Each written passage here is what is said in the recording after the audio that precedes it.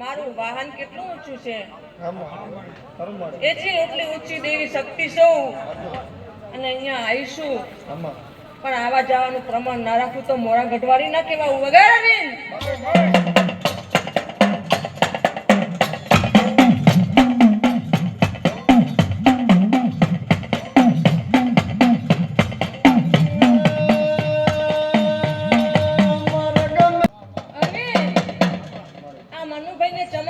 ચામુંડ નો તો આશીર્વાદ છે